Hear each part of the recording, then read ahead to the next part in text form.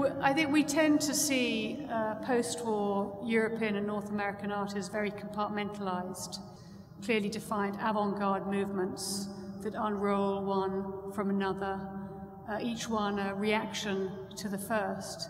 And I think what's interesting about Kusama's career is it helps us understand that it wasn't really like that, and that the generational thing was much more complex. In her work, you see this very interesting emergence of a language that bears some of its origins, but also then co-opts and really becomes native to the place in which it is made. What's crucial for Kusama is both to see her as this singular, exceptional character, but deeply rooted in those contexts. The principal way of thinking about Kusama's work is through her mental health, but I think we need to be very careful that we don't see that as the principal driver. So I think we need to balance the obvious framework of her mental health with the framework of art history and the cultural milieus in which she operated over time. And I think what's really interesting is not the fact that it's there, but the way that Kusama has managed her madness. She has drawn on it. She needs her madness in the same way that Louise Bourgeois needed her memories.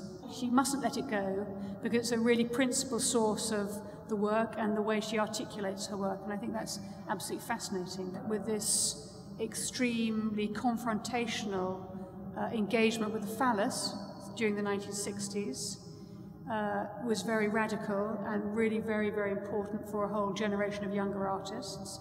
She is somebody who has rejected family and home and has propelled herself as a self-made persona in the world. So I think that's really important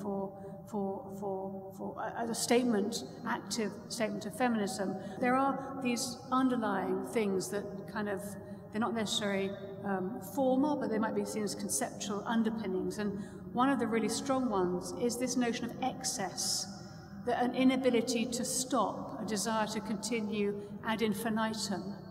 Evidence for that stance is this rather extraordinary 10-meter strip of canvas we have in the exhibition. And the process of making it is a kind of a covering and a repeated gestural movement.